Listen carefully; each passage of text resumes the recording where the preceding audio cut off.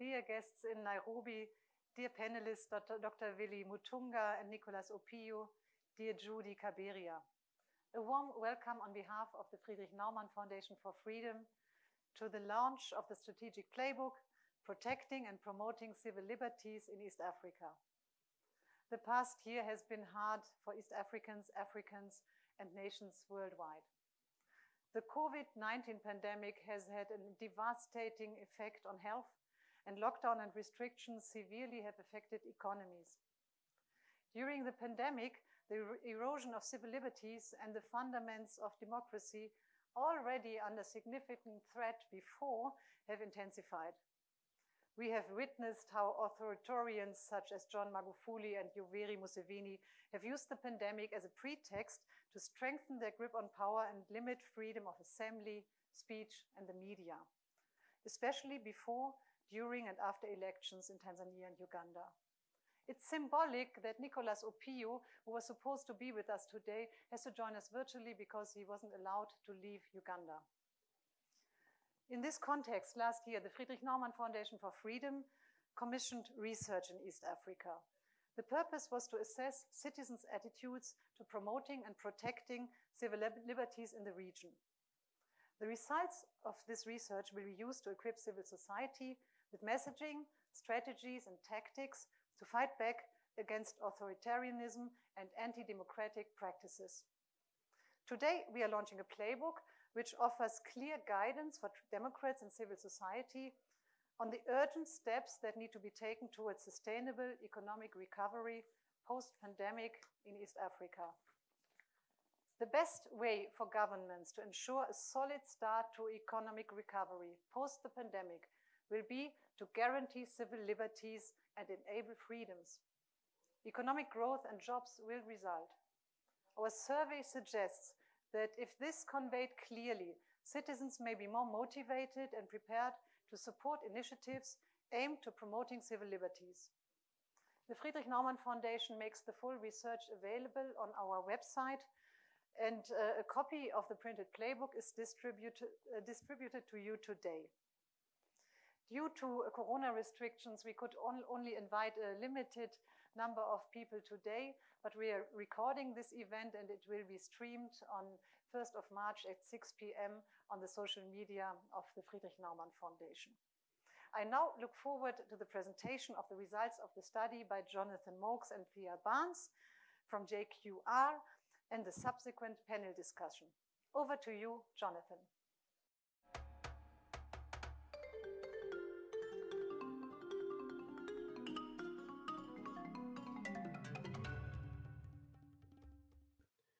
Thank you, Inga. Good afternoon, everybody. Together with my colleague Thea Barnes, we're going to briefly go through the survey findings and some of the strategic recommendations emanating from the survey. This study was aimed at identifying the messages and actions that best stimulate members of the public in East Africa to protect and promote civil liberties. We did this by understanding citizen engagement with elections, the state of civil liberties and how they are restricted, what are the institutions perceived to be restricting civil liberties, what are some of the success stories of community activism, and what are the specific civil liberties citizens are particularly motivated to support and try and protect. There were 3 stages to our study. First, there were 10 in-depth interviews conducted with practitioners from the media sector, from non-governmental organizations, and from human rights organizations. We then conducted a nationally representative survey in both Kenya and Uganda in October and November 2020. We unfortunately were unable to conduct a survey in Tanzania due to government restrictions. The results of the survey and the in-depth interviews were then used to inform a strategic playbook for FNF and its partners, which contains detailed recommendations on how to protect and promote civil liberties in East Africa on a very practical basis. Just to kick off by talking about some of the key concerns citizens were found to have in both Kenya and Uganda. Firstly, corruption is the number 1 concern. It was perceived to be rampant in both countries, and that was followed very much by economic considerations, the concerns of jobs and unemployment, poverty. In Uganda, healthcare ranked as a very, very primary concern.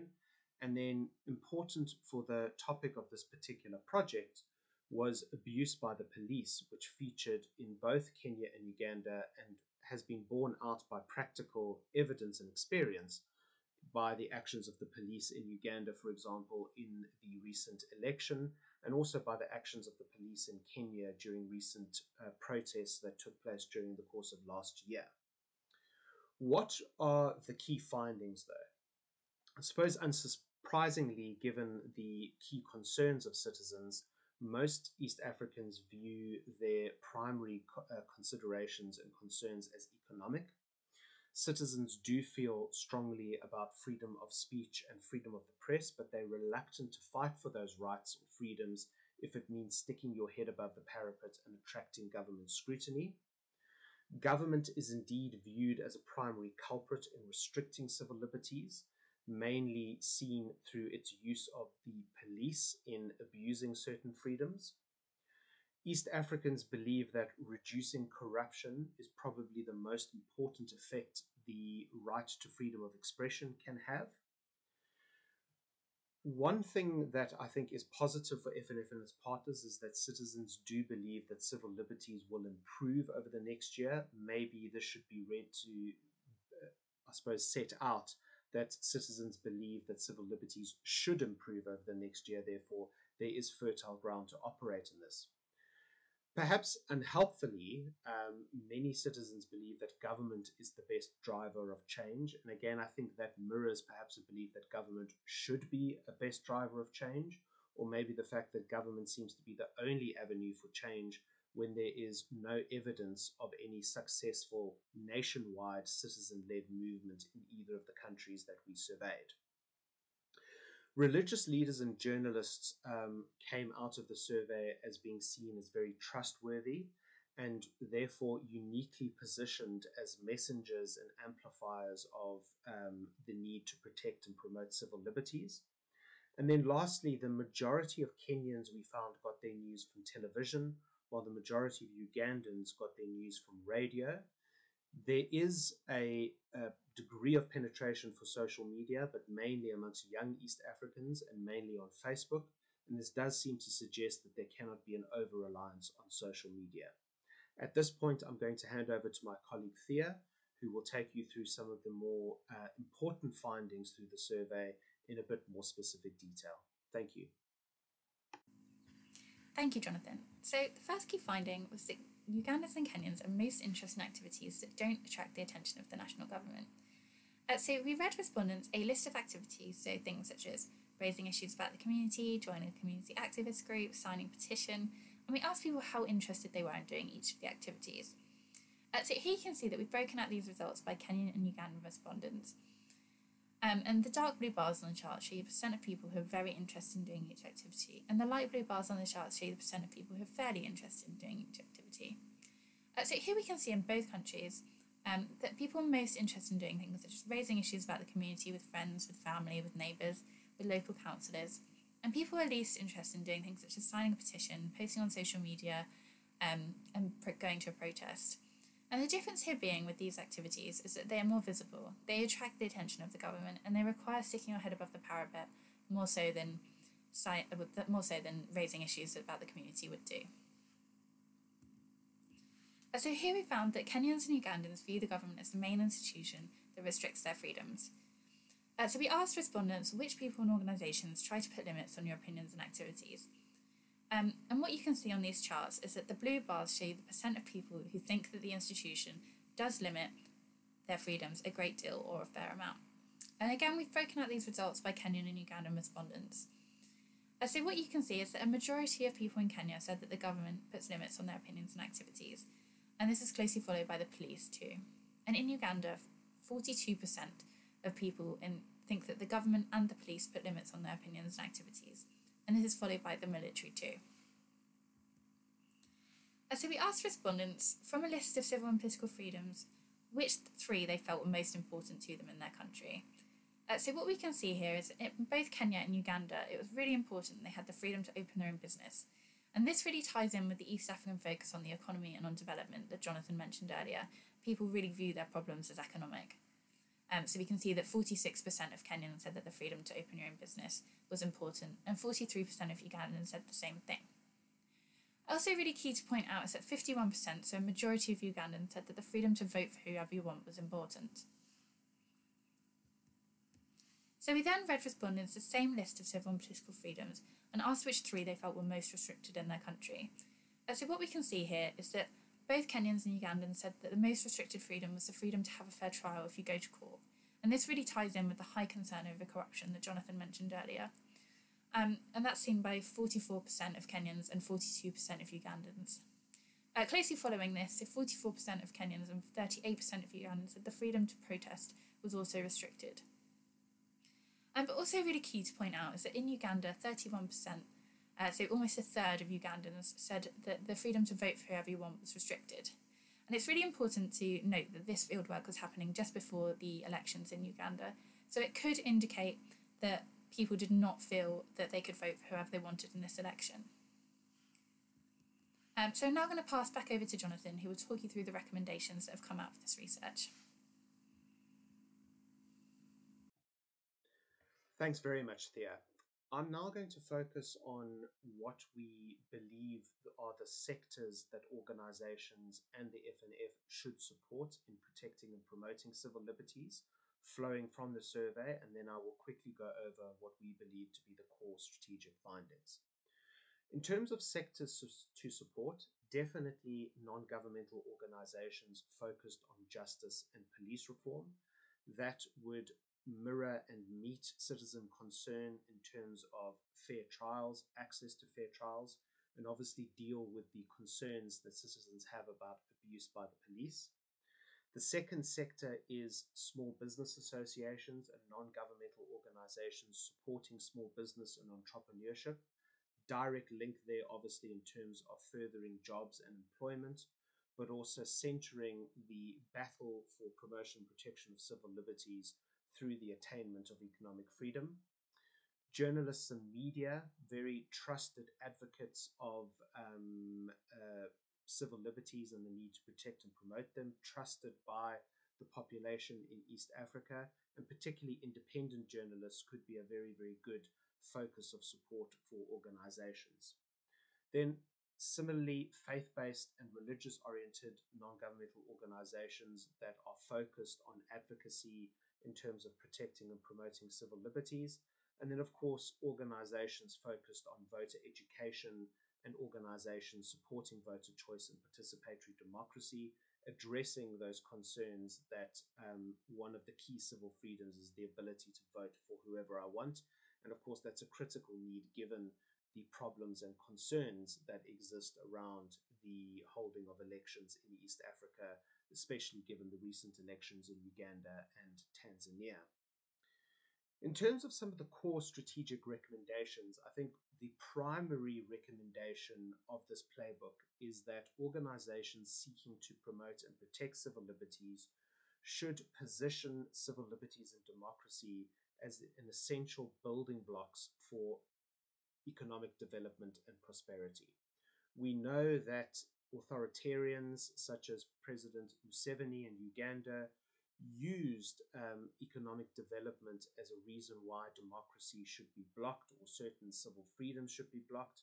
We know that President Magufuli took a leaf out of that in the Tanzanian election, and we know that evidence abounds that civil freedoms need to exist for economic prosperity to eventually develop, and organizations seeking to advocate for civil liberties need to drive that message relentlessly as we move forward over the next few years, particularly given that economic reform, economic restructuring, economic rebuilding will be a major part of the COVID recovery globally.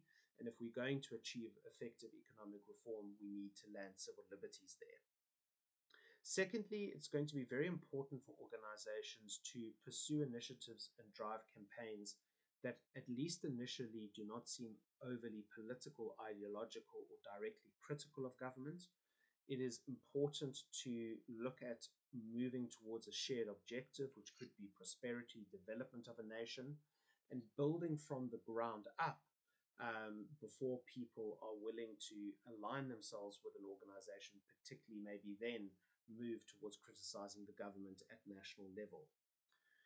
This also links with another recommendation, is that we saw that success stories of community activism come where we focus on initiatives that come from the ground up, where they are local initiatives, where it's about building coalitions, whether it's about supporting local community leaders that get support from their councillors or their local leadership forums. And in so doing, you build coalitions that slowly but surely build up support that eventually can translate into national action. As we've mentioned, a key recommendation of this project is that faith leaders, journalists, and indeed NGO leaders should be used as advocates for civil liberties. And then from a tactical point of view, in terms of delivering the message of protecting and promoting civil liberties needs to be delivered across all platforms, not just social media. In particular, television, radio, particularly community radio, direct citizen contact. An over-reliance on social media is not going to be effective in getting the message across. That is a very, very brief overview of the survey findings and recommendations. You will be able to find the full decks on both the in-depth interview findings as well as the survey findings on the FNF website, and I'm sure that during the course of the discussion later on, you will be directed as to how to find those specific links. I look forward to the remainder of the conversation, and also look forward to seeing in practical terms how we take some of these recommendations forward to protect and promote civil liberties in East Africa. Thanks very much.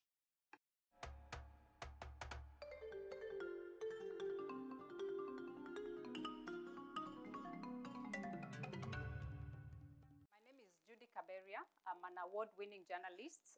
Currently, I work for Journalists for Human Rights. It's a Canadian organization. Our work in Kenya is to empower the media to be able to report on human rights and also promote gender-sensitive reporting. So this afternoon, we have our panelists joining us. We have Dr. Willie Motunga. Dr. Willie Motunga was Kenya's first Chief Justice under the 2010 Constitution and also served as the President of the Supreme Court. During his tenure, Dr. Motunga achieved impressive progress in bridging the justice system closer to the ordinary people. He not only humanized the Kenyan judicial system, but also reduced the case backlog significantly. As senior counsel of the Kenyan Bar, Mr. Motunga is recognized for his pivotal role in the constitution-making processes in Kenya from the 1970s and particularly from the early 1990s. Recently, he served as a consultant with the Constitution Review Commission of the Gambia, Secretary General of the Commonwealth, Special Envoy to the Maldives, and a distinguished scholar in residence at Fordham Law's Leitner Center for International Law and Justice School. An intellectual and reform activist, Justice Motunga studied law in the University of Dar es Salaam and Osgood Hall Law School, University of York, Toronto. Our second panelist is Nicholas Opio, who will join us shortly virtually. Will be told why he's not here. So Nicholas Opio is the Executive Director and Lead Attorney at Chapter 4 Uganda, a civil rights charity working to defend civil liberties. It's very interesting that he works to defend civil liberties, and today we'll just hear why he couldn't join us. He is the recipient of German Africa Prize 2017, Voices for Justice Award from Human Rights Watch 2015, and the European Union Parliament Sakharov Fellows Prize 2016. He was, until March of 2017, a member of the team of experts to the United Nations Special Rapporteur on the Human Rights to Peaceful Assembly and Association. He is also a visiting scholar at the Center for African Studies, Stanford University, USA, and the Global Health Program at the University of San Francisco, California, USA. Nicholas is the board chair of Action Aid Uganda, a member of the Human Rights Advisory Board, Benetech, a Silicon Valley human rights and tech company based in Palo Alto in California, and African Middle Eastern Leadership Project, a Washington, D.C.-based Link and Action Group. So today we have Nicholas, colleague, who is joining us here, and we have Anthony taking up the next stage. Will introduce himself and also tell us why Nicholas couldn't be able to join us this afternoon. Karibu sana, Nicholas. Anthony. Thank you so much, Judy, and thank you, Friedrich Naumann Foundation for Freedom, for convening this timely conversation. It is very unfortunate that Mr. Nicholas Opio was unable to join us here today. He is my colleague and the team leader at Chapter 4 Uganda, where I work.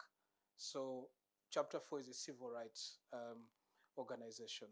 So as you may all know, on December 22nd, Nicholas was abducted by a dozen of heavily armed military officers from a restaurant in a Kampala suburb. And after that, he was held in Communicado for over 20 hours. It took a lot of sustained search for us to know where he was. And we responded, and the process started. We were unable to secure his release on police bond, but on December 30th, we managed to secure his release on bail. Now, one of the conditions for his release on bail was for him to deposit his passport in court, technically meaning he would then not be able to travel. So when we received the invitation, we started the process of engaging the court to secure his passport or his freedom to travel, but we were unable to do that for a number of reasons. And I think the conversation that we're going to have here today is very timely, and the fact that he's unable to join us is symbolic to the challenges that we are talking about. So here behind me, we have an empty chair that Mr. Nicholas Opio is supposed to be occupying to be able to deliberate these issues, but he has not been able to be with us today.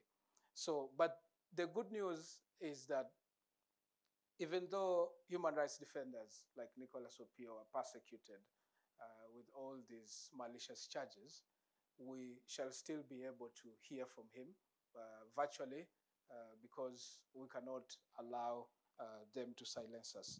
So we have the empty chair, but I look forward to an interactive conversation. If there's anything that, I know Nicholas will be leaving us soon, but if there's any other conversation that would come, then I'll be happy to respond to it. Thank you so much, and I wish you nice deliberations. So you've had, these things are quite real, and looking at the discussion today, I hope you've had a chance to interact with the findings because technology has let us down.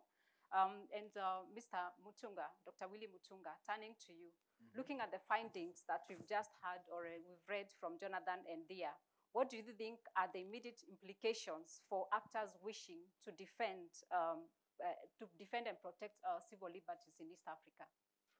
Yeah, the immediate action, I think, coming out of the report is very clear that authoritarianism and dictatorship in East Africa now, it's with us. You know, it's like COVID-19, it lives with us. And also the resistance to dictatorships in East Africa is also a fact. Okay, it's not like people are allowing the dictatorships to subvert our rights and we basically do nothing. So and I think that's the major message for civil rights activists and everybody else, that there is no option, there is no choice, but basically to fight for civil rights. We know the consequences. Anybody in East Africa who has been around since independence knows that this has happened before. So we just have to, to resist dictatorships and make sure that our freedoms and rights are upheld, respected, and protected. Thank you for that. What about you, Opio? Can you hear us? Yes, I can, Judy. Yes, so we are really sorry that you couldn't join us, but again, thanks to still the same technology that is letting us down, at least we can still have you and we can be able to hear from you. What does these findings mean to you? What are the immediate implications for actors like you who wish to promote civil liberties within the region? Well, first of all, let me thank you, Judy, for a very warm introduction. Let me thank FNF for this discussion and say that it's an absolute honor to share this platform virtually with the Honorable Chief Justice Emeritus, the Honorable Dr. Willie Motunga, an inspirational jurist in the region, somebody that we look up to for inspiration. So it's a deep honor. Let me thank my colleague Anthony for standing in for me physically in Nairobi, where I was supposed to be myself. I'm facing charges in Uganda for money laundering. In December, as my colleague said, I was picked up by heavily armed soldiers on the outskirts of Kampala, currently locked up in the Max prison. I'm unable to travel because I couldn't obtain the permission of court in Uganda to join you. But I'm happy to join you virtually. But to come back to your question, Judy, the playbook that is being launched today is timely, but also urgently necessary for helping the forces of change, the forces that are pushing back against what I've described elsewhere as a pandemic of autocracy inflicting East Africa, from the authoritarian regimes in Burundi to the high-handed governance in Rwanda, to the chaotic situation in South Sudan, and the rise of autocracy in Tanzania, and the prolonged stay in power and increasing authoritarianism in Uganda. This playbook is important, first, to provide activists like ourselves with a toolkit of how to push back against autocracy, how to vaccinate ourselves against this pandemic of autocracy that is creeping and rising every day in East Africa. So I think the playbook is important. My takeaway from the playbook is that it is critical for us to begin to reshape the language of advocacy from merely reciting legal standards and legal norms, because the people in power know it. We need to begin to create a nexus between the legal norms and the need for respect with economic development, with the biting issues of corruption, insecurity in East Africa. Maybe then, the vast majority of people who are afflicted by poverty, by corruption, by a collapse in social services, people who are concerned about rising, inefficiency in government, begin to appreciate of civil liberty. So we must urgently create a nexus between the socio-economic conditions and the rising autocracy and abuse of civil liberties on the one hand. Because in fact, civil liberties and economic development are mutually inclusive. One reinforces the other.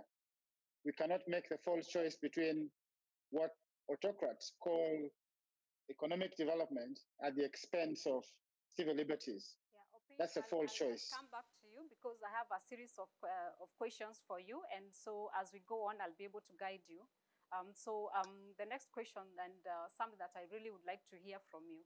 It's one of the strategic recommendations is to communicate that civil liberties and democracy are the essential building blocks for development and economic prosperity. So what are the best ways for organizations to do this? Well, in the case of Kenya, that's not a problem. We have a constitution that reflects, those recommendations. So anybody in Kenya will know that there is a struggle to implement the promise of democracy and the rights. But you also have a system that is clawing back the fundamental gains of that constitution through what they're calling Burning Bridges Initiative. So basically that recommendation for Kenyans in particular, there is a blueprint, there is a democratic and sovereign blueprint which we can use to struggle and fight, for what is in the Constitution. And it's going to be a serious struggle because what we are seeing is the Constitution itself is going to be dismembered and is going to be changed. And so people are already saying that we've got to implement the Constitution, we have to protect it. But what I see is, again, a struggle in this country against a serious dictatorship that, in my view, is of a special kind, where you have the opposition joining a faction of the government, and then a faction of the government says it's the opposition, when actually now we don't have opposition. And opposition is very, very important for democracy and also, for rights. So the context of this particular report really is good news for all activists. It's what Opio was saying, that we don't have a choice but to fight for those rights. Sad that we have the blueprint, we have something to guide us, but actually what is really disturbing is the fact that this mostly remains just on paper. When are we likely to feel what is actually written, that people can feel that there is this change, and then how do we achieve that? Yeah, when you look at the implementation of the Constitution in Kenya, and you look at the judiciary, you look at the civil rights groups, it's not like it's paper. It's not abstract. There's been a lot of work in Kenya under the Constitution, and there have been gains. If you take, for example, the gay rights movement in this country, it's used the Constitution to get freedom of assembly, association, press from the Constitution, and they go to court and challenge on the basis of the Constitution. There is in terms of corruption, there are organizations that use Article 35 of the Constitution, which is the right to information, and they get information. I guess that's why we found out that some of the contracts the government has been signing are actually in Chinese. I don't know when they learned how to read and write Chinese, but it's part of that Constitution. So people are breathing life in that Constitution, and that's why I was saying, if you look at just the clawbacks without looking at the resistance against clawback, you don't get the full picture. Let's go back to you, Opio. What about you? What would be the situation like in Uganda? Yes, we have the Constitution in Kenya, but again, we really have to come with a way forward of how do we then protect the civil liberties. So what's the scenario in Uganda? Okay. Well, the Ugandan Constitution was hailed as a very progressive and human rights sensitive document when it was enacted in 1995. But since then, it has been decimated through subsequent selfish amendments that, among others, lifted the presidential term limit, also lifted the presidential age limit. So the Constitution really, as a social consensus, as a legal document, has been completely decimated, that it remains a shadow of itself. There are now discussions in the country to begin to think about a new constitutional construct. But that notwithstanding, it has provided a framework, like the Honorable Chief Justice Emeritus has said, for activists to push back against state repression. Many civil society organizations, many human rights organizations have used the courts of law to reclaim rights that were being abused under the Constitution. The press, for example, in Uganda, have nullified the provisions of the Penal Code Act in regards to false news using the Constitution. What I think needs to be done further is for this Constitution to be translated for the people in this country to be able to read it. Because the Constitution is written in English. The vast majority of our people don't speak English, have not gone to school, and therefore remain ignorant of their rights. It is important to reduce these norms and standards in simple, understandable language for the ordinary people to be able to understand it. Maybe then they'll realize the protection provided under law for them and rise up to defend their own rights and to resist authoritarianism that is creeping in East Africa. From the survey, also we've cited some success stories in building coalitions from the ground up. Can you cite certain success stories, especially that have been employed to fight for civil liberties in Kenya? In Kenya, there are many. When you look at the movement of what are called social justice movements in slum areas, and now I think the social justice centers are over 40. Led by young people, and they're involved in campaigns against police extrajudicial killings. And during the COVID-19 pandemic, these social justice centers have been asking for water. They've been asking for food, because that is Article 43. Housing, because there have been demolitions, security, as well as social security and so forth. So in a way, the human rights movement in Kenya is changing radically, because initially in the 90s it was the lawyers and journalists, fundamentally a middle class movement. But now a permanent bridge, not the burning one, is being constructed between the grassroots compatriots and and the older groups. So you have that. You have in Lamu the decolonized movement, which is strong. You have the artist movement, which is getting very strong. Within the media, you have what I call the alternative media. When you talk about the cartoonists, the photojournalists, there is an alternative to the mainstream, which basically supports the status quo. So that's the resistance I'm talking about. It's cropping up, because dictatorship breeds resistance, and that's what I see, and that's what I think is very, very, very important for East Africa.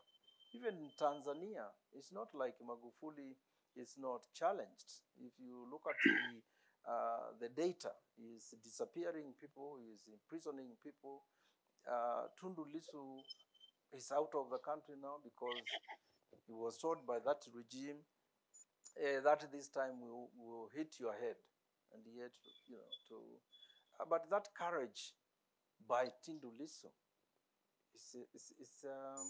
encourages young people to basically say, if you face a dictatorship, you shouldn't have fear, and you might die, but what other option is there? So I think I see in Kenya a lot of groups. Every day I get invited to congresses for young people, and that's what they are discussing. So it's it's very, very, very positive. Now let's check also for Uganda. We know about Bobi Wine and his strong movement, fighting for civil liberties. Are there any other success stories that we can cite from Uganda, and also comment also about the region, like the way Willie has spoken about Tanzania? What kind of success stories can we cite, especially when we look at the movements that are really encouraged towards promoting civil liberties? The gay movement in Uganda stands out for its grassroots, innovative approaches to reclaiming their rights. As you know, this country is largely homophobic. It's very difficult to be an openly gay man in this town. But in spite of that homophobia, the gay movement has been gradually growing over time, from a time when they couldn't address a press conference to a time when they addressed a press conference wearing masks, to now being able to appear on TV, to file cases in court. It's been a success story in spite of the difficulties that they're still under in this country. So it's one such movement. The People Power movement is another movement put together by Honorable Bobby Wine. 3 years ago, he became an MP from obscurity, from a musician to a member of parliament. And in those 3 years, built a movement that has shaken the political establishment in this country like we've never seen before. So there are movements. If you look at the women's rights movement, and especially the feminist groups, the young feminist movement in this country, they are organic. They involve large numbers of young people organizing at local levels, fighting against sexual exploitation, sexual harassment, and abuse across this country. So there are success stories that we can learn from and build on to ensure that we advance the cause for defending civil liberties in this country. Thank you. Dr. Willie Motunga, back to you. You earlier on mentioned about the opposition. But looking at the survey, what lessons can the opposition learn, especially the recommendations made and even the findings about the, widespread abuse and downtrodden of civil liberties? I don't think the political opposition will learn anything from that report myself. But in Kenya, we are now talking about the people's opposition. Because we had the leader of the opposition defect and join the government. So the notion that the people themselves, and their movements and so forth can be the sovereign opposition is becoming a very powerful message. But I think I should retract.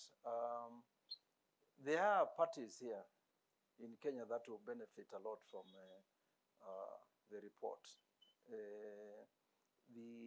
The new what is it called? United Green Movement, which is an opposition party. Not mainstream. I'm not, they're not mainstream, but they're growing up. They're coming up. Ukweli is social democratic, and there is the Communist Party of Kenya that, from what I can see, they have borrowed the Bolshevik flag and Haman Siku, and the color is red. But in my view, they are social democratic. They peg their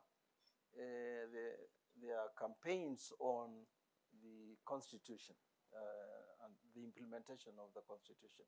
So they will find this, report, useful. But I don't think the wipers of this world and the ODMs and the usual suspects, I don't think, although they will read it to know exactly how we are going to fight them. So that's possible. But I was looking at political parties that will know that if you're a liberal democratic party, FNF is a partner, and they could work on the basis of global solidarity, around the findings and so forth. Yeah, and Yeah. okay, yeah, Yeah. and yes, at least it's good that we have some faith. The only problem is that these political parties are quite small but growing up. But of course, there are a lot of important lessons for them to pick. Yeah, I wanted to basically go back to the success stories. I forgot one important aspect of it. It's basically the public and intellectuals as well that work with civil social movements, and that they are organic intellectuals in those social movements, people who are self-educated. That is also happening, not just the ivory tower guys, but people who are self-educated. Yeah, that will be very interesting, actually, also to look at the other side, because it's always been, like looking at only one side of the, just the movement without looking at the elite as well. Right. So that's very important. Just a follow-up to what the opposition can learn from that. Looking at the recent elections in Uganda and Tanzania, what do you think could have been done differently to respect the, the civil liberties, especially looking at the widespread kind of violations that we saw on our screens, that we saw on social media, on the media? What can be done by whom? What would they have done differently? For example, in Tanzania and Uganda, do you think there's anything that could have been done differently to ensure that the civil liberties were respected? From what I saw in Uganda and Tanzania, the rigging was resisted. People still demanded their right to vote. The violence we saw in Uganda, we also resisted. We saw people saying this is not right and so forth. So I think that's positive. It's just that in East Africa we never track resistance. Thanks to the media, that resistance is never tracked. The mainstream media will never glorify these success stories. We are mentioning them, but they will never, glorify them. And I'm sure in Tanzania and Uganda, there were really resistances that the media could have covered, but we don't have that. So people, in my view, are resisting, and that after a while we will start seeing the gains, although they are not actually reported, but there are many stories where people are basically saying this is not the way it should be done. But you have governments that don't really care. These are governments that are disobeying court orders. The governments that the courts are telling them you cannot continue with the BBI, they still continue. Okay, so we are back in the case of Kenya, although I noticed Nicholas wasn't talking about Kenya. Somehow Kenya is supposed to be very different. Kenya is a dictatorship as well. And in East Africa, there is no regime that is not dictatorial. It's just that maybe there are minor differences, where the Kenyan elite will go to the doctors, Magufuli will go to the witch doctors, little things like that. But in East Africa, there is no country that is not under dictatorship. In ours, it's the clawbacks are coming very strongly, very strongly. Even within the political, the politicians, there are some that in Kenya are being disappeared. There's a guy from Meru, I think it's called Lituri or somebody. He was disappeared for what, 20 hours? The media didn't respond. This is Kenya. It's not Tanzania. So I think for the activists, we've got to realize that we have to build solidarities in East Africa, because we are facing very brutal dictatorships. And I don't see anything that will stop them unless it's the movements and the people themselves standing up to the dictatorships. Thank you for that. What about for you, Opio? Do you think there's anything that we could have done different for Tanzania or the Ugandan case? And as well, what are lessons that the opposition can learn from the survey that has been done by FNF? Well, first of all, these regimes, these dictators in the region learn from each other. You see a law popping up in Tanzania against social media activism. That law will quickly get replicated across the region. You find a law in Kenya about NGOs, that law will quickly be enacted in the other countries in the region. So dictators learn from each other bad practices. I think that citizens and activists like ourselves must begin to create synergies and learn from each other, because there are countless success stories at local levels that can be replicated across the region.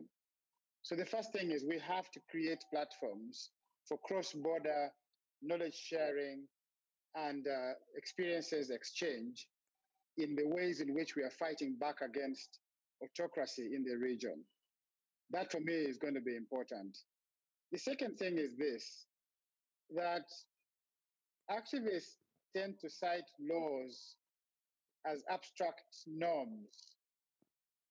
I think that we have to begin to reduce these norms to the actual live day-to-day issues that matter to the people in East Africa. If you're dealing with people who are impoverished, who are ignorant, and you can make the case that you're ignorant, you're poor because there's grand corruption taking place in your capitals, and this corruption is denying you resources to invest in education for your children, in hospitals for your children. And the only way you can hold these leaders to account is to get your voice, is to go and demonstrate, is to speak against corruption. I think that we shall be able to mobilize a mass movement in the region to push back against the rising autocracy that we are seeing in the region. Yeah, just before I go back to Motunga, well, Opio, kindly tell us how do you think the international and the regional organizations can support the local organizations, especially those ones in East Africa that are fronting for the protection of civil liberties, to be able to carry on with this work? Well, first of all, we must underscore that the duty to fight for our rights is our own duty here. Now, we must do it ourselves, regardless of whether or not there are actors who are willing to stand with us. We must call ourselves to the higher duty to defend civil liberties out of our own self-enlightened interests. If there are partners, regional, international, or otherwise, who would want to come and hold shield with us in our effort to liberate ourselves from dictatorship, those actors, one, must be sensitive to local context, because a lot of these things are context specific, have nuances that its national actors might miss. It is thus important for them to listen to local activists, to as much learn from them, because sometimes we think that knowledge resides in Western capitals, but there's a lot of indigenous knowledge and experiences that can be used to push back against autocracy. And so those organizations must learn as well, have the humility to listen to local activists, but also be able to put at the disposal of local actors resources, including knowledge that they may have, and to leverage on the platforms they may have internationally to bring attention to the issues happening in our region. Take, for example, President Yoweri Museveni in Uganda, a long-time partner to the European Union and the US in their fight against terrorism. He does a good job in fighting Al-Shabaab in Somalia, but uses that foreign policy leverage to kill people in his own country, to disappear people in his own countries. Organizations such as FNF can use their platform to bring this contradiction to the attention of these partners that are working with people like President Museveni, to be able to hold them to account to a higher standard. Yeah, and what about you, Dr. Willie Motunga? What kind of assistance that, movements that are fighting for civil liberties, what kind of assistance can they be given by international and local organizations, for example, such as FNF? I was just thinking about what Opio was saying. And that is, we should never forget the linkages between our dictatorships and foreign interests.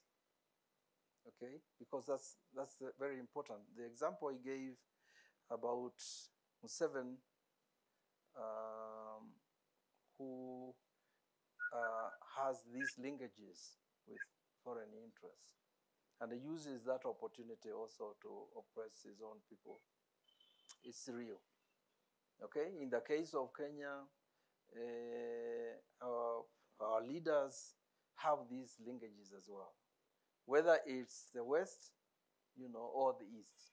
The East is as we know, it's the Chinese influence is here with us.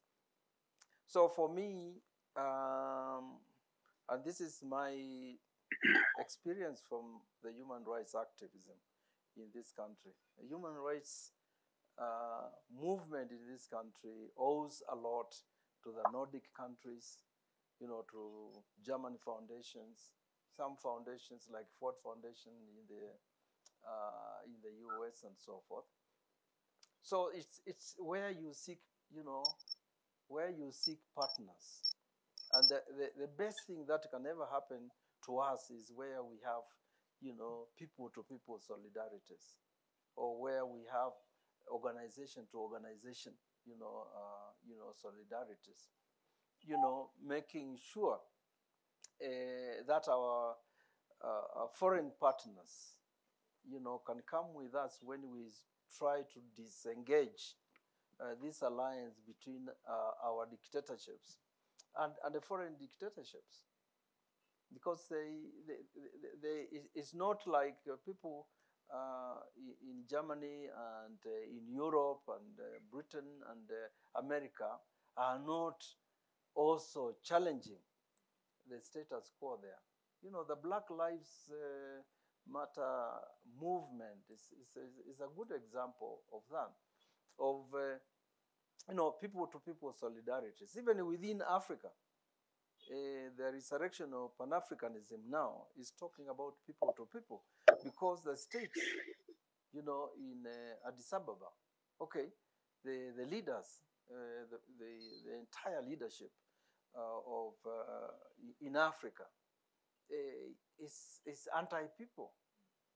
Okay, it's just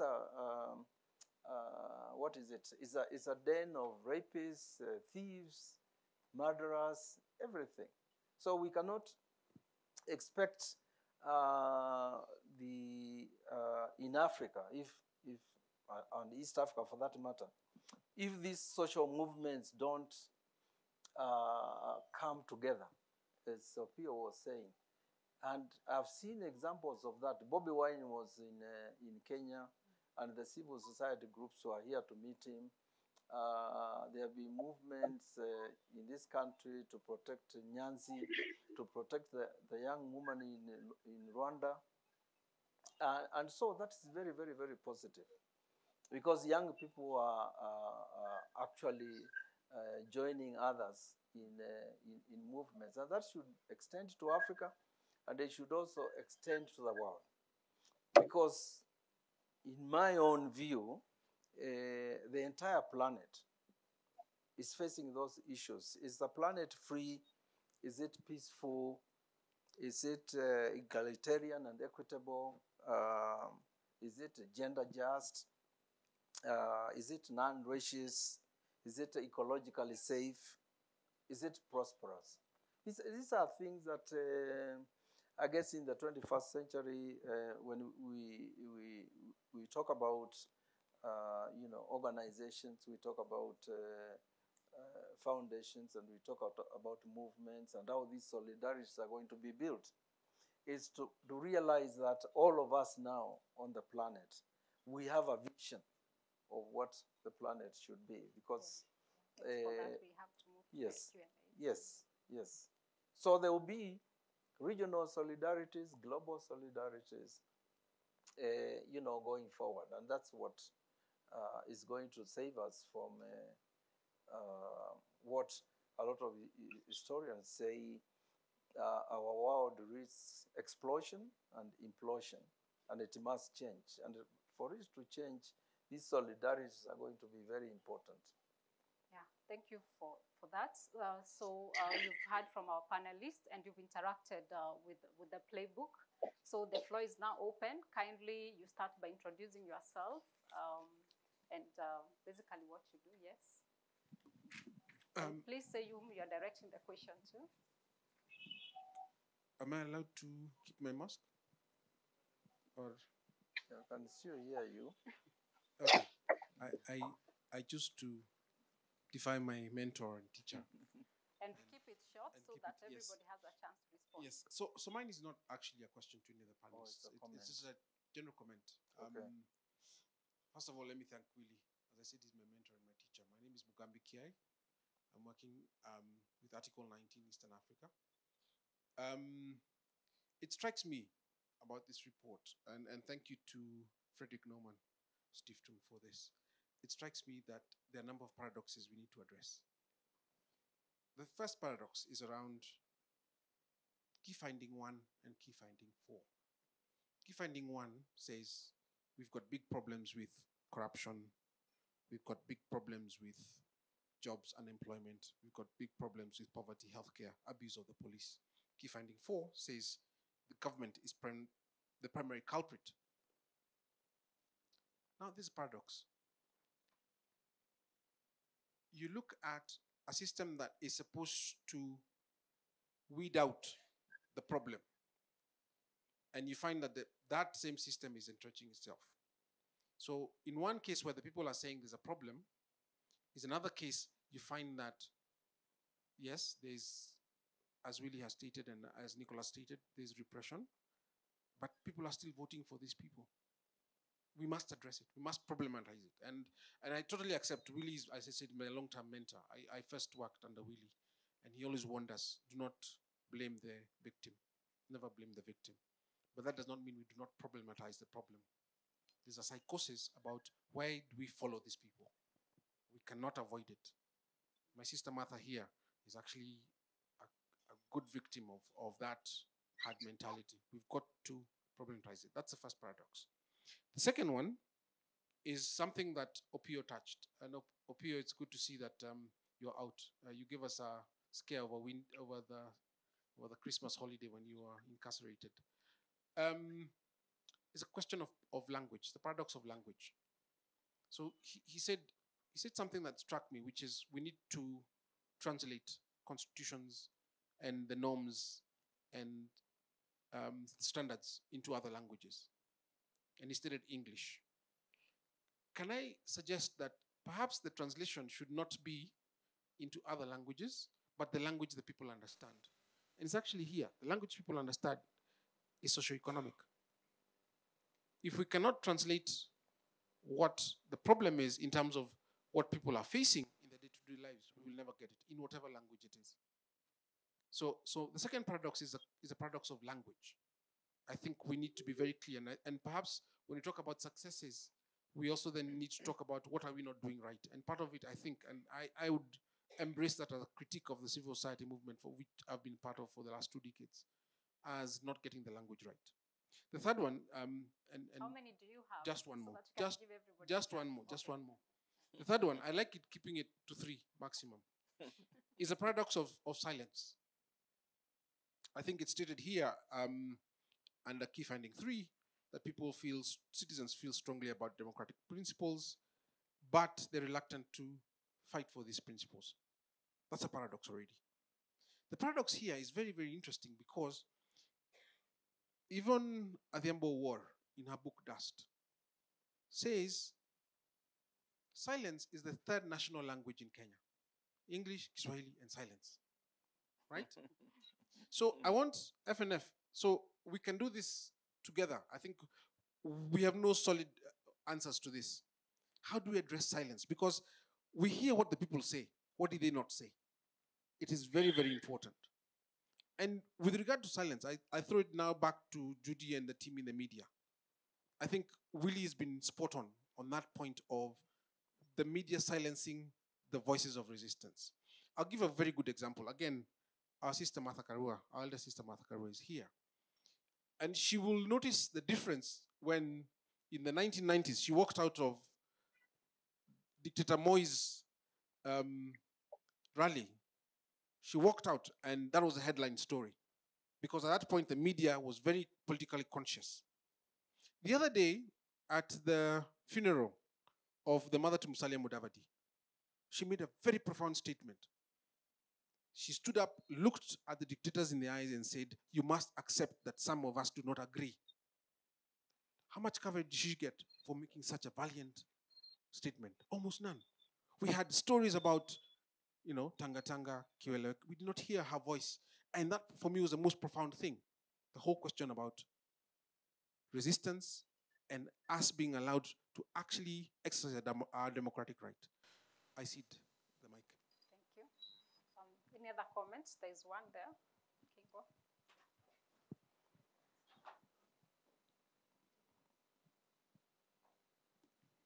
Thank you. First, to honor and appreciate my elders, Professor Willie Motunga, who was one of the people that really did a lot to get this country to where it is right now, even suffered personally. And I think that's something that we forget a lot, that change does not come by pleasant tea, having nice tea parties, but he represents a lot of the people that have suffered to be where we are today. The Nyayo House Memorial was just, I think, last week, so I just want to honor him. Also to honor my president, Honorable Martha Karua, as well as Jerry, my mentor, as well as so many others really who've been very keen on this. And also Mugambi, I'm not sure if we've met, but I know about you and your work and your brother and your whole family and everything, and everyone I haven't mentioned, and also our development partners here. I just want to say, you haven't given them your name. Oh yes, my name is Kingwa Kamentu. I am a journalist. I'm in the journalistic space. I occasionally jump into the political space, and also in the civil society space. I want to give okay, so I want to first of all talk about what I resonate with in the report, and then talk about two areas that I think have been unaddressed. So the first that I resonate very strongly with is the focus on business and the economy. Bill Clinton, that quote of the economy is stupid, it will always come back. And this is going to be a very unpopular view, but what the deputy president is doing right now with that whole hustler narrative, he's spot on, he's got it. It's about the economy. The second one that I have resonance with is the media, the focus on media because of context. Context is always important. There's a lot of confusion right now, not just in Kenya, but around the world. And because of that, it's always easy to scapegoat. And for me, this is something I'm very interested in because I'm already looking to next year and the kind of violence we're going to have. Anytime there's confusion, it's easiest to scapegoat. It's easiest to divide. So then what then happens is that we blame the Kikuyus, we blame the Luos. So those are the two areas I have resonance with. The pain points that I feel have been unaddressed, and I'm saying this because in entrepreneurship, it's about you have to address the pain point. If you don't address the pain point, you have no customers. And it's that, and again, that goes back to, again, that there is the understanding of the economy. Whoever understands that the economy is the biggest problem right now, even politically, has the biggest chance. But the two areas is, the first is going to be a bit interesting, and I'm not sure how it can be integrated into the projects moving forward, but the area of relationships, marriage, sexuality, and just human well-being. I'm not sure how the civil society would be able to make an intervention on that. There's been attempts with the sexual rights, human rights aspect of things, but when you look around, like the kind of bile in among between men and women today, the manosphere, the attacks on women, Dr. David D recently has moved from being an economist to like defending women, so that tells you a lot. And also the growing, the teenage pregnancy epidemics, like that is one thing that is just, I look at it as an entry point to transformation. And then the second one relates to what I had spoken earlier about the media. And this is the issue of philosophy, worldview, and context. And that's the whole question of what's going on in the world today. Because when we look at around the world, there's all this confusion. Someone like Trump would never have been president in this world 20 years ago, 50 years ago.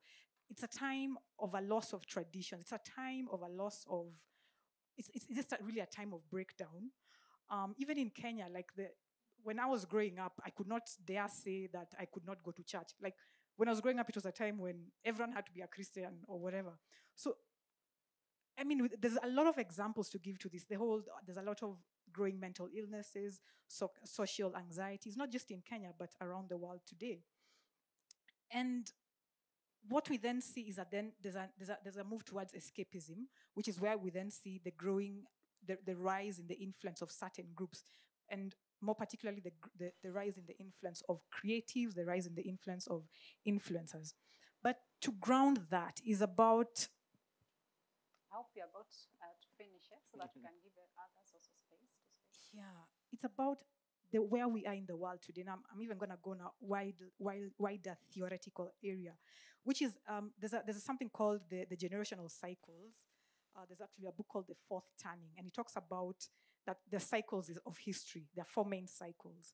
And one of the areas that has been talked about recently, and was actually prophesied, even with this whole corona and everything, was that this is the time, we're at a time of breakdown.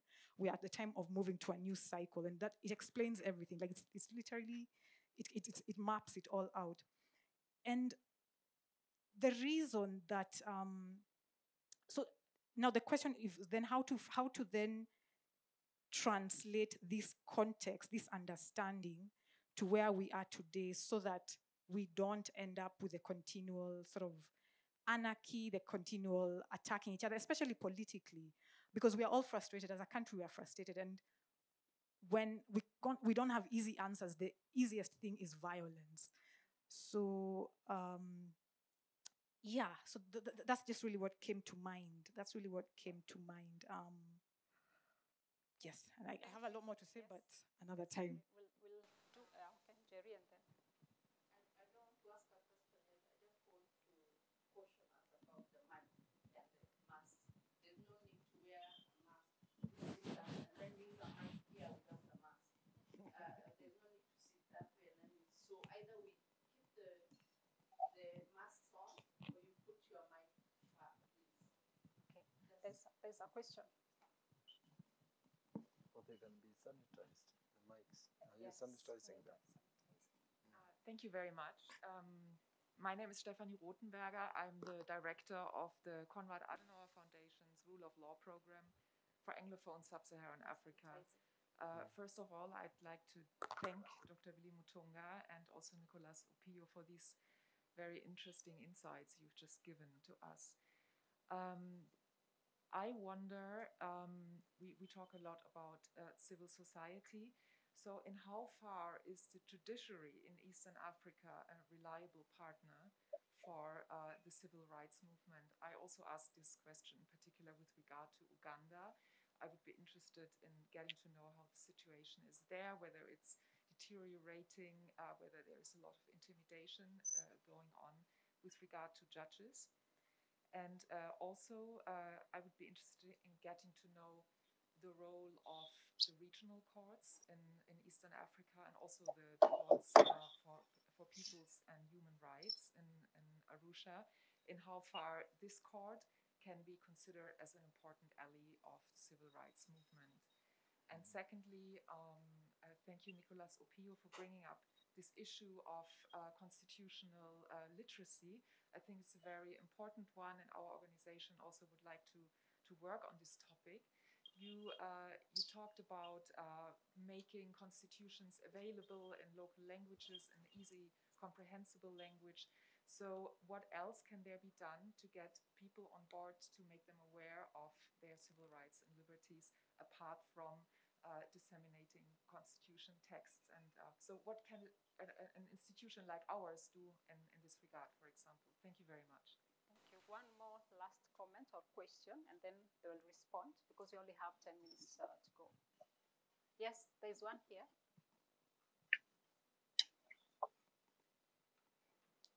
It's a comment. My name is Martha Karua, Kenyan.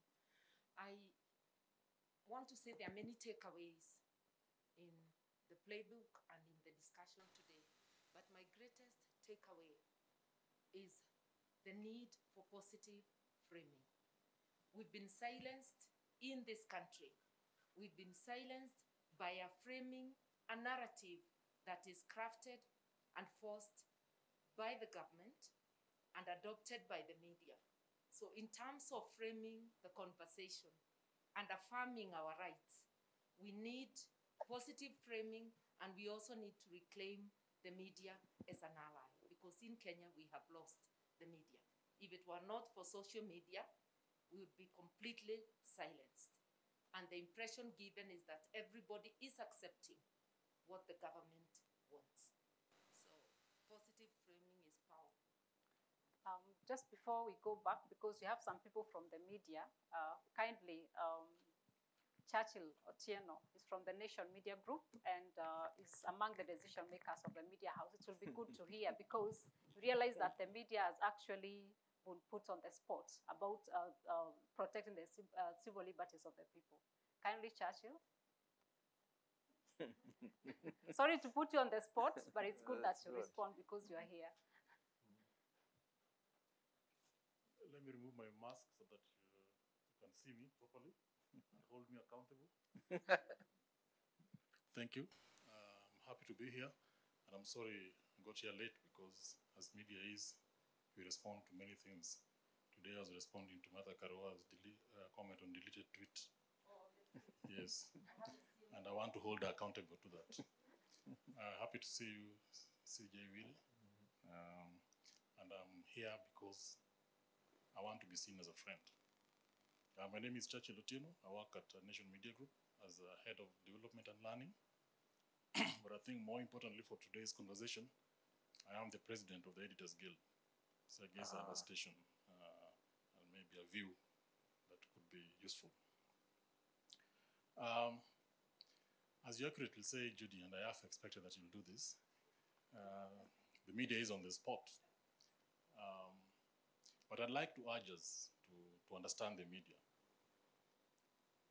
so that what we see it slightly in a bit more nuanced, a bit more context. Yeah. When I speak to colleagues and friends, and when I listen to the broader civil society, I see one people. I see a people who want the good for society. Could be in different ways, different methods, but ultimately the objects are aligned. But being a practitioner in that space, I see lots of challenges, lots of difficulties in media that I don't see being voiced by people who should be allies. You know, if we just look at how the media is constructed today, who are the people who hold power to nudge media one way or the other, and what legal and policy frameworks are there to enable media to play its role. And even when it comes to bashing of media, what groups, what entities do what kind of bashing? I think it's very, very telling. Recently, a political leader set on a campaign to ask his constituency and supporters to stop listening, following, and subscribing to a media house because that media house ran a story that he had been booed in a particular corner of this country. The same time this week, a significant civil society voice took on the media and criticized the media in the terms of Githeri media. So these two people, are they the same? Are they helping? Are they helping us get a solution, or are they not?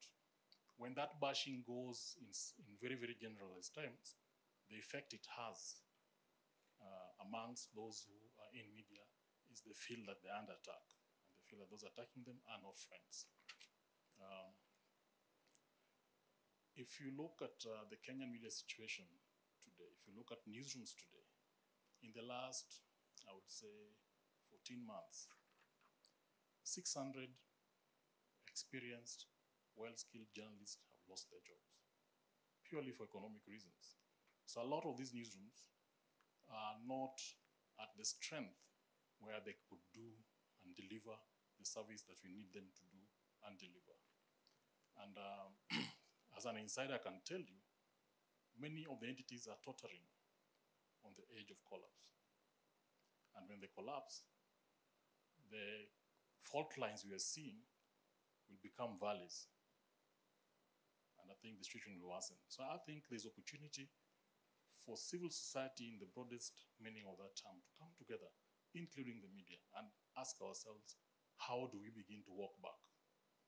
What regulatory framework will get us a media house where it should not matter that I work at Nation or I operate independently. That regardless of where I choose to do my journalism, that journalism should have the space to thrive and should get the impact that matters to our people. I think that would be a more useful conversation for us. But when we bash and bash in loud terms, we open doors that those who are anti-democracy walk in through, and they bring down the house. And when the house comes down, we are all the poorer. Thank you. Thank you very much, Churchill, for giving us that comment. Really, and actually coming also from the media, I think we got somewhere, we got lost somewhere. There's a time the media and the civil society worked as a group, but now we see a situation where media works on its own and the civil society groups work by themselves. So based, yeah? Yes, even antagonistic. So we need to go back. For example, this report is being launched here today. And without the media and the civil society working together, then we really have these huge gaps. So kindly respond to especially the fact that the media has been put on the spot, and as well the question on how far can the judiciary, work towards defending the civil rights. Yeah. Yeah. Civil liberties, sorry. Yeah, the question by Stephanie, whether the judiciary is a reliable partner. It's a very difficult question to answer, because what the judiciaries in Africa and Kenya in particular are at a crossroads. The Kenyan judiciary, for example, has this progressive constitution that protects the people, but you still see a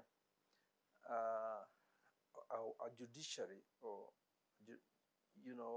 a division. There are judges who are developing very progressive jurisprudence out of the constitution, which is robust on civil rights, political rights, economic rights, rights against evictions, and so forth. You see that, all the time. But then there's still another strand in the judiciary that is still enslaved by the past, where it seeks to be an appendage, of the state, the executive, parliament. And so my experience in Africa is that the judiciary hasn't come out as a collective institution that decides that they have to take a position on development of the country, on democracy. There are still debates about judicial politics, for example. A lot of judges will say, well, there's nothing like judicial politics. We speak through our judgments, which is a lie. Okay? Because the constitutions, like the Ugandan one and the Kenyan ones, Ghana and others, they are very political documents. They are documents that are ideological, political, and also legal. And the judges are dealing with all those factors. So judiciary is a crossroads, and you see the Kenyan judiciary in the case of the presidential petition, coming to a decision that was praised the world over. Malawi is another example. But within the judiciary itself, it's an institution. It hasn't become an institution that can speak with one voice. I've been in the judiciary myself, and the divisions that bedevil the country are there. There are divisions on ethnic grounds, on religious grounds, on gender, generation. And if the institution is not collective in its purpose. That's why, as Churchill was saying, those who divide us will just walk through, because those are the fault lines that are used. I'm glad, Stephanie, you also asked about regional, you're cited to one of our famous activists, just this one here, Mother Karua. The judiciary, the Supreme Court came up with a decision in our case, which has been condemned by scholars, because they became very technical, okay? And she went to the East African Court of Justice and got justice there. So the East African Court of Justice basically said the Supreme Court of Kenya did not read the Constitution the way it should be read holistically. There were certain articles that were not interpreted. And the Constitution is like the Bible. If you just pick one verse, you can rule South Africa on the basis of apartheid system. So the Constitution, we say, has to be interpreted holistically. And I think the East African Court of Justice told the Kenyan Supreme Court that this is the way to go. But that development of jurisprudence is not consolidated yet. It's still seesaws, and it's still not steady. But I think once we get to that situation, civil liberties, will be part of our culture. You still get judges in Kenya who are very, very courageous about, even on the issue of BBI, where judges are basically saying you should obey court orders, and even if you don't obey them, the final product, which is the referendum, could still be found, unconstitutional. But it's very, very, very fluid, because my view, working in the judiciary, was that the judiciary should, interpreting the Constitution, be a robust partner of human rights, because that's what the Constitution says. Obviously, that brings in a lot of backlash from the ruling groups, the executive and parliament. But that's how judiciaries then get people's confidence in the institution, by just interpreting the Constitution and making sure that that's what happened. So I don't know. Sorry, what was the question? Let's have Opio respond. Yeah. Okay. Yes. Opio, kindly respond to some of the questions. There is an issue about business and economy and unaddressed, and the issues of mental illnesses, issues of GBV, as like a build-up to some of the kind of frequent violations that we are seeing recently, and also the issue of media engagement with the civil society to fight for civil liberties. Well, first of all, I'm very sorry. I'm running really late for my scheduled appointment with the police. So I'll be as brief as I possibly can. I was supposed to be there at 1 o'clock, but it's now 15 minutes to 2 o'clock. So let me be very brief.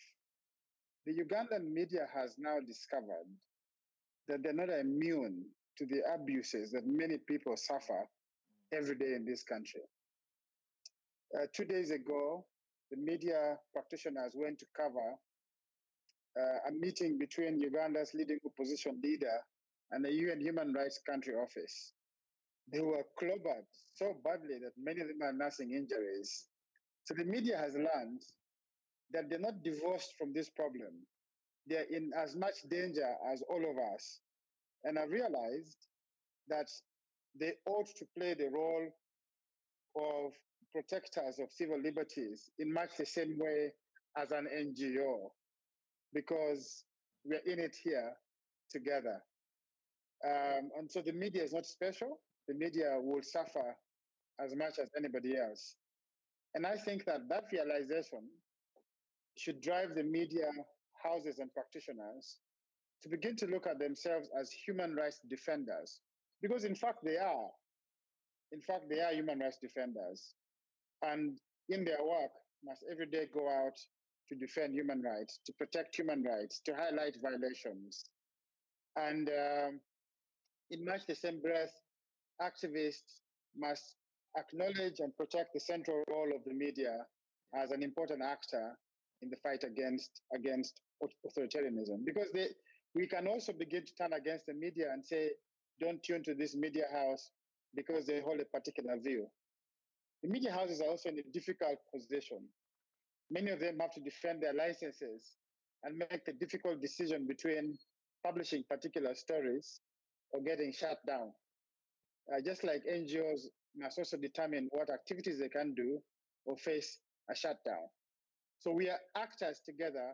We are not in any way different in our plight and in our destiny, and therefore must act together to defend human rights. The last one that I want to respond to, just because I'm pressed for time, is a question of regional courts. The intention for regional courts is excellent, but the experience in the African court on human rights is to bite. States walk away from it, therefore denying citizens the opportunity to be able to use those courts as avenues for advancing civil liberties. When Rwanda was sued in the African court in the case of Victor Ingabire versus the Republic of Rwanda, Rwanda withdrew from the court. Up to now, Rwanda is not a member of the court. And as such, ordinary Rwandans and Rwandan civil society organizations cannot approach the court to determine any case that they may have. Uganda, for example, has never acceded to the jurisdiction of the court to hear cases from civil society organizations or ordinary citizens. So those courts have their limitation. Yeah. In the East African Court of Justice, when the Kenyan government received an adverse decision from the East African Court of Justice, in the case of Anyang' Nyong'o, they nearly walked away from the court. It led to the amendment of the treaty to further restrict the jurisdiction of that court. So those courts are important in their intent, but in practice have a long way to go in being useful actors. What we can do with the courts is to encourage the courts in what they have been doing in reaching out to African states to accede to their jurisdiction. In Tanzania as well, Magufuli has threatened to walk out of the court. I think he has deposited a letter of intent to withdraw from the African court. So we must support the court to be able to get out and make the court popular, and require that states make the court available to their nationals for enforcement of rights. In the case of the East African Court of Justice, we have seen when the court take away. Sorry, we are losing you, Opio, and because of time, we'll just excuse you. We wish you all the best with the police and with the courts. We hope that will be fine and in one piece. So thank you very much, Dr. Willie Motunga and Opio, for taking time to be here. And thank you also to the participants. Thank you for coming and taking the interest to come and discuss the results of this survey. So we'll continue the discussions because outside there, we're going to have a bit of some bitings and something to drink, so we can carry this conversation forward. Thank you very much for coming.